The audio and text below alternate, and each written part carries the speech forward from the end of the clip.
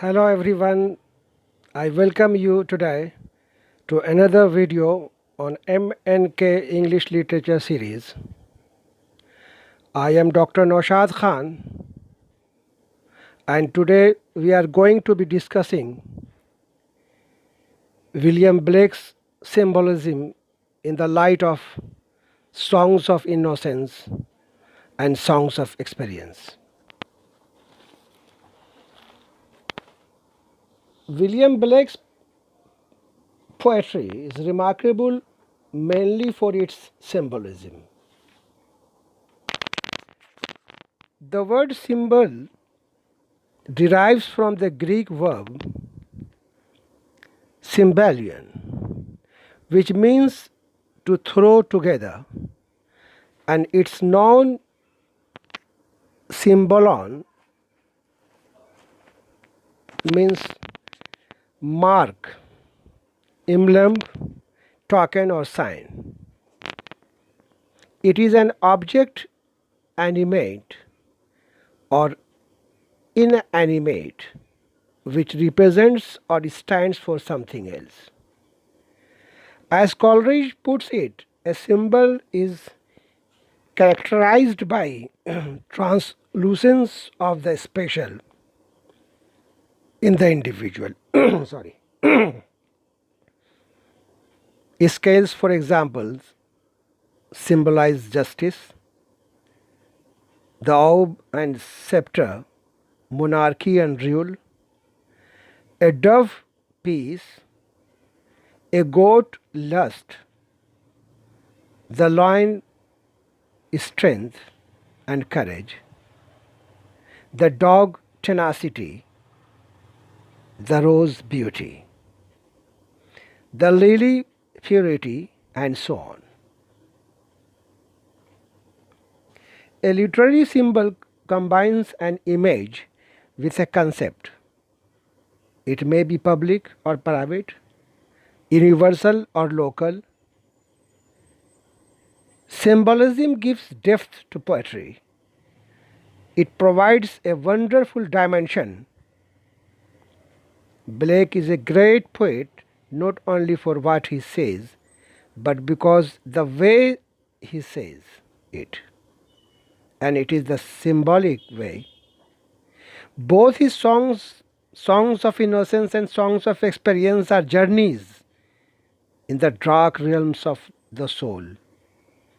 In the first volume, Blake sees the world with the eyes of the child, full of dream and joy, sense of wonder and power of imagination.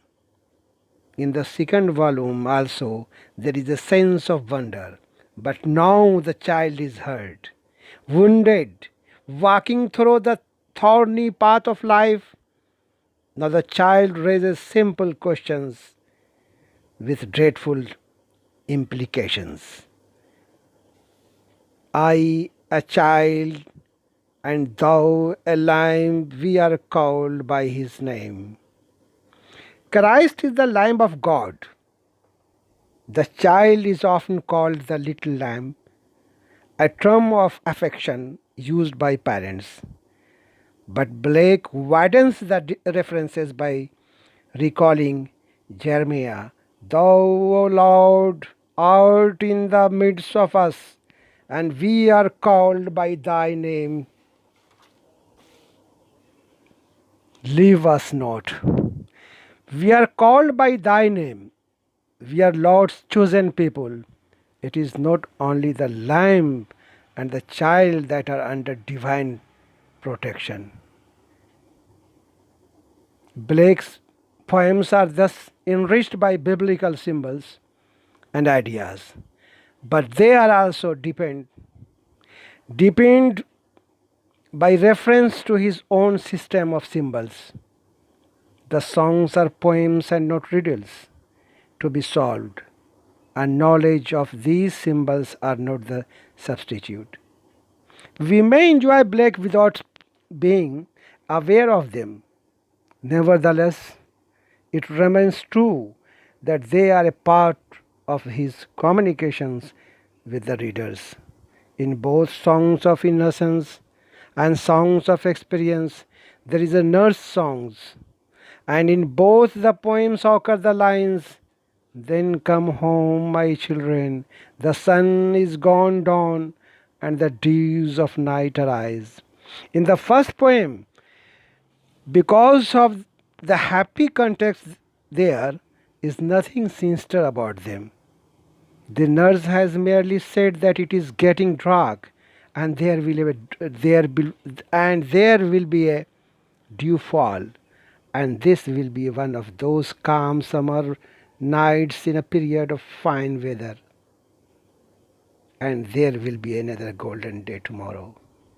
But in the second poem, the same lines are full of forbidding, followed by, "Your spring and your day are wasted in play, as your winter and night in disguise.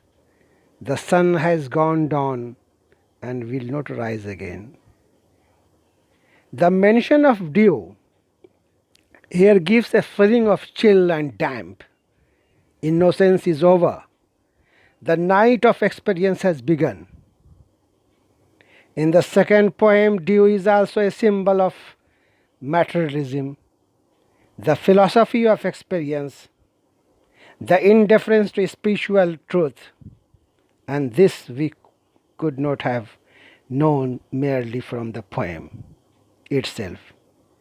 Symbols differ from metaphors in being more or less arbitrary, but our appreciation gains from our knowing it, hinting as it does that man is responsible. The darkness is really his own blindness, and further such symbols as these, recurring in different poems, help to weld songs of innocence and songs of experience into a unity. Blake's objects take us straight into the world of the spirit or the soul, or the cosmic design of God. His trees never exist in nature. The poison tree, for example, or the dismal tree of mystery, and it bears the fruit of deceit, ready and sweet to eat, and the raven his nest has made in its thickest shade. In fact, Blake is a poet only concerned with the world outside us, insofar as he can use objects to symbols the world inside us. Thus, by the sunflower, he represents the longing of youth for love and freedom. By the lily, the purity of love. When he talks of the sick rose, ah, sick rose,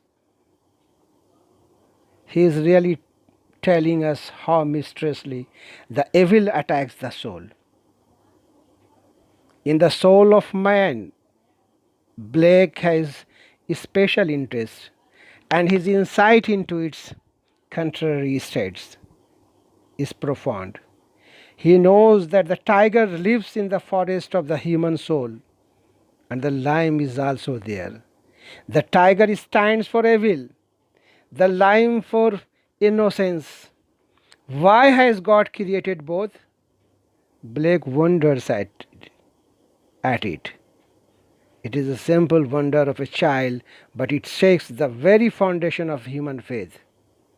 The tiger and the lion, the night and the day, light and darkness, contrary symbols, highlight the essential dichotomy of the universe and makes us, with Blake, wonder at God's intention and the nature of divine justice. So, when we are discussing and talking and knowing the things about the Blake symbolism, in this context, because like other romantic poet, Blake also uses symbols. Since He is a mystic, Christian poet, and has a message and philosophy to convey. He has to use symbols. Furthermore, he has to communicate the abstract ideas. Above all, Blake was a visionary. That is why his poetry is more symbolic than any other romantic poets of England. Of all the romantic poets, William Blake is most original poet, and there is certain unintelligibility, a doubleness and complexity of thought in Blake's poetry. Let us discuss on his principal symbols. According to F.W. Bateson, Blake's principal symbols can be listed as follows: innocence symbols, pre-sexual and amoral as well as Christian, children, sheep, wild, birds, wild flowers, green fields, dawn, dew, spring, and associated images, that is shepherds, valleys, hills. Other symbols, energy symbols, like creative, heroic, unrestrained, as well as revolutionary righteousness, lions, tigers, wolves, eagles, noon, summer, sun, fire, frogs, swords, spears, fairies, bows, and arrows. Then we have corruption symbols. In this group, hypocrisy, secrecy, as well as strong influences, including abstract reasoning, looms, curtains, cities, houses, snakes, evening, silence, disease. Then we have operations symbols, personal, parental, religious, political, priests, forest, mountains, seas, caves, clouds, thunder. Then we have the miscellaneous symbols. Besides the above symbols, Blake also used the symbol of garden, rose, forest, star. In the experience, the garden represents a wild mankind. People are fenced off from their neighbors. Man tends his own desires and jealousies. The garden is a sickly consolations among the evils of London. Similarly, rose is essentially the floral symbol of experience, loves. It represents love fostered and tainted with a sense of guilt and shame. Blake uses stars as a symbols, and traditionally, and one level, stars and darkness are commonly assumed to endanger health. The symbol of the stars assumes another dimensions when it is associated with the material and spiritual repressions. This is said to reflect Blake's reaction against the rational thought of his times. Blake often used symbols to express increasingly subtle and complete intellectual distinctions. However, as his system developed, he found it convenient and even necessary to reinforce the symbolism with an elaborate mythology which does not easily explain itself. His symbols are not always easy to understand. They are, however, often highly suggestive and rich in meaning. There is a Christian content in his symbols. According to Kazamian, Blake's poetry deals with the subtlest kind of symbolism. His work indeed is a maze of intermingling forms and ideas. In Blake, the artist, the seer, is spellbound by the symbolical images, and the thinker haunted by the intellectual entities. But they are one and the same person.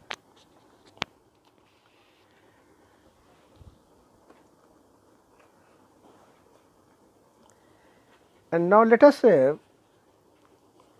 we come to the point, and on the other hand, the points to remember. Points to remember: number one, points. Blake excelled in symbolical and mythological poetic process. Number two, Blake's poetry deals with the subtlest kinds of symbolism.